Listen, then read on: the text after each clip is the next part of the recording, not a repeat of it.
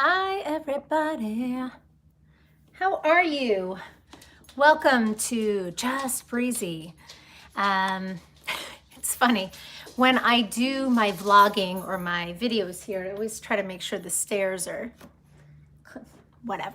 cleaned off. But going live, I'm just like, oh, let's be crazy.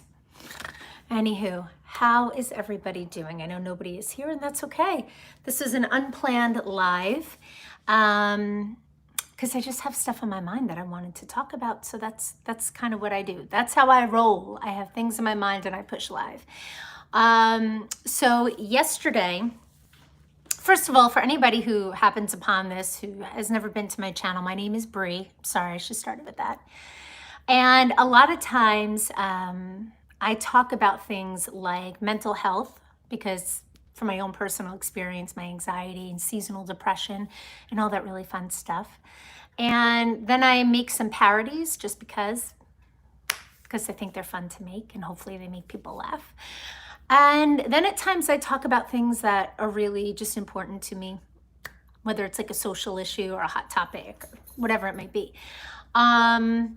So yesterday I took my son to a follow-up appointment at the neurologist.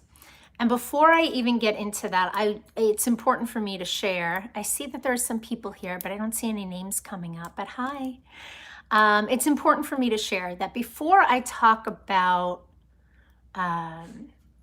anything really personal about my kids, sometimes when I do my lives on Facebook, I talk about things that probably my kids would rather I didn't, but I do try to be very aware of their own personal lives. And I did talk to our son yesterday, Frankie, and I said, buddy, you know, this is your own personal information and mommy won't talk about it if you don't want me to. And he said, well, do you think it would help other people? And I said, oh, it absolutely would, but it's your personal stuff. And if it's things that you would be embarrassed to share, and it's interesting because he said, why would I be embarrassed about it? It's who I am. So that put me in check. So he said, yeah, talk about it. So I'm going to talk about it, which I thought was really wonderful of him. So my son went for a follow-up appointment at the neurologist because since we've known him, and I've been open about the fact that Frankie's adopted, but since we've known him, he's presented with signs of ADHD. And I guess in a good way, what I do for a living, like work in the field of, working with kids and families who have kids that have special needs, usually autism spectrum disorder, but ADHD, ODD, all the alphabet letters that get mixed up and put into diagnosis. So I've done that for like 20 years. So one thing I pride myself on is really being able to kind of see telltale signs that other people might sort of push off and ignore. And I got a lot of, well, he's a boy, he's a boy, he's a boy, he's a boy. But for those of you who have kids that have ADHD, especially boys, I'm sure you went through that too, of, oh, he's a boy, he's just energetic. But as a parent, you know your kid, right? You know your kid. And when you see your child behaving in a way that a lot of times is completely out of their control, like sometimes they're out of control, you know it's not just about being a boy. You know there's something else going on. So because he was so little, at that point, medication really isn't appropriate for him. But he's at an age now where he's in school, and the feedback I get is that he's very intelligent, which he is. For anybody joining, again, I'm sorry, I don't see any names or anything coming up, but welcome. Talking about my son who is just diagnosed with ADHD. And he's very intelligent, not, anything. Hi, Ed. Hello. Not anything that puts him like in a exceptional range. But he's a smart kid. He's a good boy. He really is. He has a good heart and he's a smart kid. But you can just tell there's a switch that flips on. And he'll describe it as his brain, he feels like his brain goes too fast, like it spins and he can't control it. And at school, it makes him, I don't want to say, it makes him stand out. Yeah, it makes him stand out. And usually with certain things, I'd be like, who cares if you stand out? but it makes him stand out in a way that with his peers, it's very obvious that he's struggling. And put that on top of the fact that we're in COVID world and kids can't move around as much as they once did. And there's not as many transitions for kids like my son. That makes it even more difficult. Kids in general are having difficulties with that. But for kids that have ADHD, autism, ADD, whatever it might be, it just adds an extra layer, of like, ugh. So thankfully we have just the most wonderful teacher. We do. We have the most wonderful teacher, and she sees all of the good in him and all of the stuff that makes our son lovable and wonderful and all of his strengths. But she's also able to, as an educator, realize that yes, he's sort of checks all the boxes of something more than he's just a boy. And again, thankfully, just being in the field that I'm in, I was able to see that. And we're very much on the same page, the teacher and myself on that.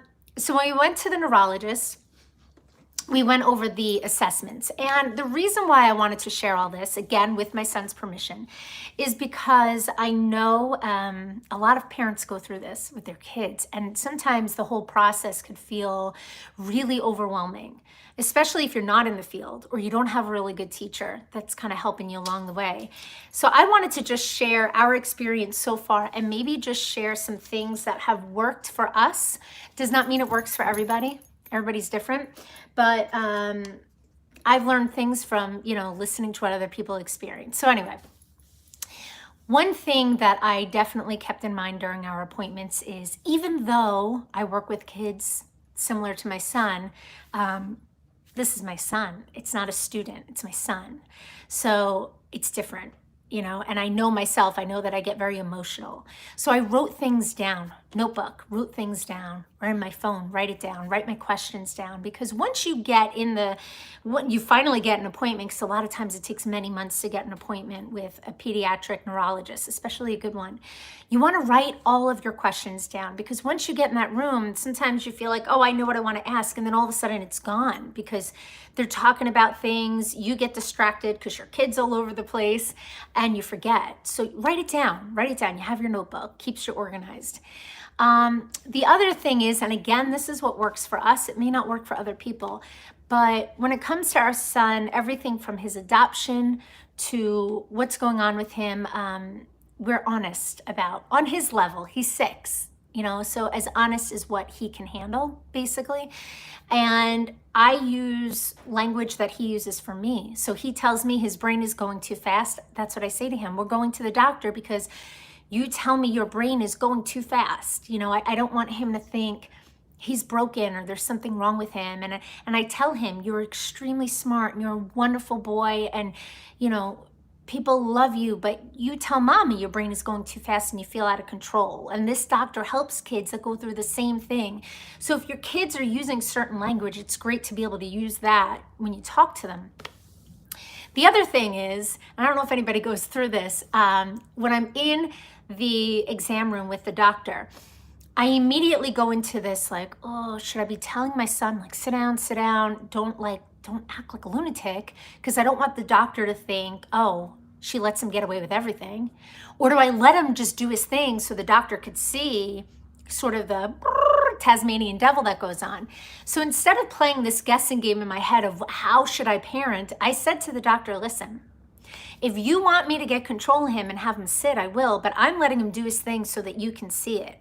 I said, but you just let me know. And he said, no, you're good. Let him do his thing.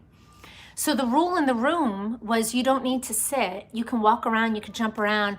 You can't jump off of the exam table, which started to happen. And you can't stamp and slam on the weight and the scale, because that started to happen. But go and do your thing. Of course, there's a truck. Gosh, we live on a dead end. So it's just, you'd think it'd be a little quieter. It's not. Walty, we're going to be a good boy, right? We're not going to go crazy. Neighbors are pulling up. Look at him. He's like, what's going on? We're going to be nice and quiet, bud, okay? Anyway, so it took the pressure off of me as a parent with my son in the exam room if I just said to the doctor, hey, how do you want this to go? And he gave me permission to just let him be himself. Oh, here's another dog. All that sounds like our son pre-ADHD diagnosis. Hey, Ernie. Yeah, yeah. I'm sure it does. It was like, brrr. So we were there yesterday, and the doctor, the neurologist, is going over our assessments that the teacher filled out, that I filled out. He's doing his observation. And he said, yeah, you and the teacher are right in line. And he absolutely checks all the boxes for ADHD. He also checks some of the boxes for something called ODD, which that can be a little concerning, but not enough to have a diagnosis of it. So we have a diagnosis of ADHD. Part of me, and I'm sure many parents go through this with anything medical with their kids, part of me wanted to cry because, oh crap, sorry. Part of me wanted to cry because I was like, thank you. I've, not like, oh, I knew this, but thank you for just putting a freaking name to it. Like, some people are like, I don't want the labels. I want the label. I want the label. I want there to be, here's the reason why. I like knowing a reason why. So when he said, yes, he's having a diagnosis of ADHD, part of me wanted to cry in relief and just like, oh. And then the other part of me wanted to cry because I knew that the conversation would then go to medication. I'm going to talk about that in a second. So I decided, because again, I try to be truthful with the kids with things, I decided to bring Frankie into the conversation. And I said, buddy, you know how you can't have gluten because you have celiac disease? He said, yeah. And I said, and gluten makes you sick. He's like, yeah.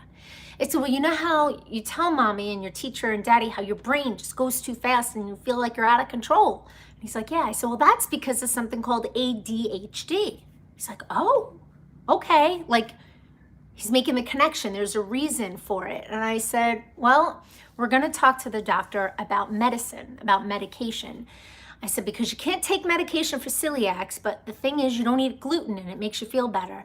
And for what's going on with you, medication might make you feel better. And he's like, okay. So he was kind of listening. Now, here's the thing with medication. I know personally some people that are like 100% absolutely not. And some people that are like absolutely yes, give me all the medication. And some people that are in the middle. And it's interesting because for the past 20 years working with children that have all different severities of autism spectrum disorder, ADHD, ODD, all the things, and working with families, I've seen I can't even tell you how many different reactions to the same medication, but with different children. So I go into this conversation of that knowledge. I knew, I had said to the doctor, listen, I know AB, this, and this, but I don't know this. Can we talk about long-term effects? Can we talk about how we fix, dosage and when we know to move things and that, and, whatever. So we had a really great in-depth conversation. And here's the other thing. Don't leave until all your questions are answered. And of course you're going to leave and remember, oh crap, I forgot to ask, like I did, and then I called back. But again, make sure you write things down, write it down, because it's going to be overwhelming. And I said to him, and he had said to me, I don't want to shove medication down a parent's throat, but it is the most effective treatment. And I said, listen, my husband and I are of the thought process that if my child needs medication, to not struggle so much in life, to not feel like his brain is going too fast, then whatever fears I have, I need to educate myself on that, and I need to do what's right for him. Again, is that the right answer? I don't know, but that's what works for us. It may not work for you. It may not be what you believe in, and that's okay, but that's kind of what works for our family. I believe that, yes, there are people that think you shouldn't take medication for anxiety and depression. I'm somebody who does, and I know that I needed that. I needed that for my body, for me, for my family, for me to be a better version of myself. So that's how I look at it for my son. So we decide, I said to Frankie, well, you can have a chewable one that the doctor showed us, or you could have one that you could swallow, or we could sprinkle in your applesauce. And I wanted him to be part of it. I don't want to start sneaking medication that he doesn't know about. I know some kids need that because they're very maybe defiant or don't want to take a medication, but So I was just honest with him, and he said, you know what, I want to take the one that you could swallow, because he could do that. He could swallow like a small pill or whatnot. I said, okay, great. Gives him a little control, right? Lets him be part of the conversation. Makes him feel like he's part of the decision making. And he said to the doctor, you know, he's looking forward to taking it, which said a lot to me. So I went and I filled the prescription, you know, picked it up. He knows that mommy has a little medication box for my supplements and my medication. He wanted one. So got him a little one, put it in. And we're going to start that on Saturday. Ernie says, I was going to say, I'm surprised with ODD that he would agree, yeah, so readily. But I can see if you, I could see if you let him be part of the decision, he'd be okay with it. Yeah, that's the thing. So you guys, you know, when you have kids, you kind of know your kid sometimes better, or most of the time better than anybody else. And Frankie definitely has that ODD part of him. It's, for anybody that doesn't know, ODD is oppositional defiant disorder. And there's a ton you can read up on that. But he definitely shows those signs for us at home and in different environments, but not at school so much, which is good. But it is about finding sort of the little games of where can I give him the control so he doesn't feel like he's being told all the time, this is what's happening to you. He feels like he has, you know, that part in it, which is great for him. But yeah, good point, Ernie. So we talked about it, you know, and I told him that we're going to start on Saturday so that we can monitor him on Saturday and Sunday, and then he'll start at school. And I wrote a whole thing out for the school. We're going to have our meeting, communication, side effects, all that stuff. And I felt like it was funny because when I was writing things out to the school, I'm sorry, I'm getting emotional again. When I was writing things out to the school, I reread my email and I was like, oh my God. I was writing it as if I were the professional working with a kid. You know, the parent will communicate with the teacher at the end of the weekend to discuss any side effect. The parent, like it was, as when I was writing it, I realized I needed to, at that moment, not be mommy emotional. I needed to be concrete. This is what has to happen. You know, this is the schedule of his medication. These are the side effects we're looking for, blah, blah, blah.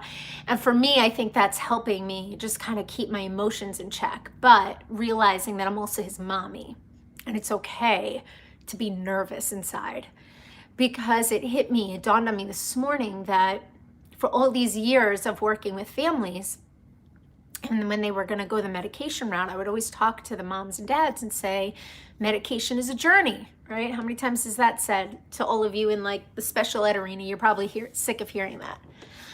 And it is, because the first one may not work, or it does until it doesn't. And then the second one might be it, and then it's not. And it's a journey a lot of times, you know, it's not like, oh, one and done. And sometimes it is, but you don't know until you start it.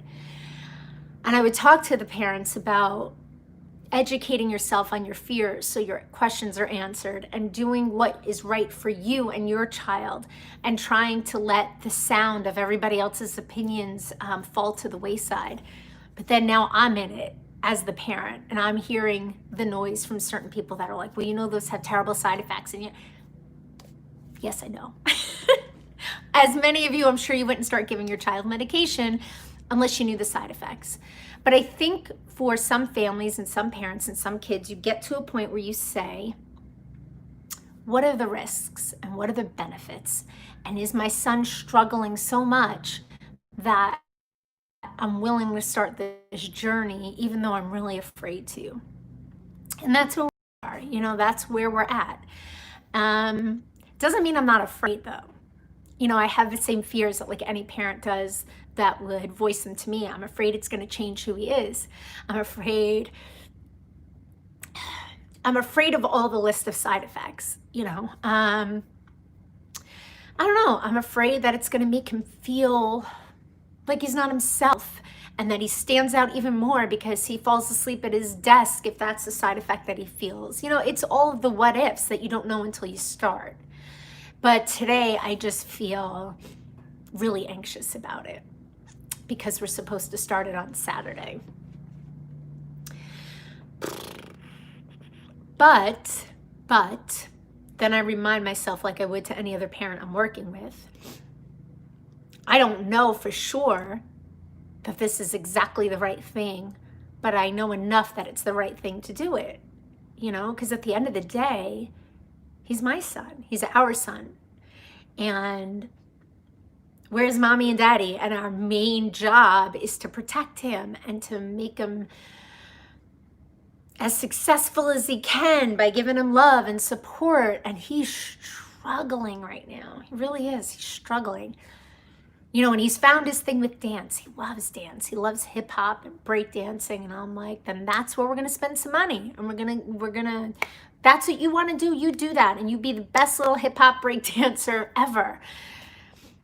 But the fact that like, he can't be part of a group and he can't maintain his own space and he can't sit for a meal for more than a few seconds. And he can't help himself but to throw himself on the floor and into walls because he needs like that sensory input. And he says his brain is going so fast and he's spinning out of control. That tells me we need to do more. Ernie says, I used to teach breakdance at Fred Astaire Studios, and that's amazing. I knew I loved you. He's pretty good, Ernie. You have to see him. I got him he wants a breakdancing mat, but it's really, one of those trifold mats that kids use for like gymnastics or whatever. So got him that for Christmas because he does these like head spins. And I'm like, we need some cushion.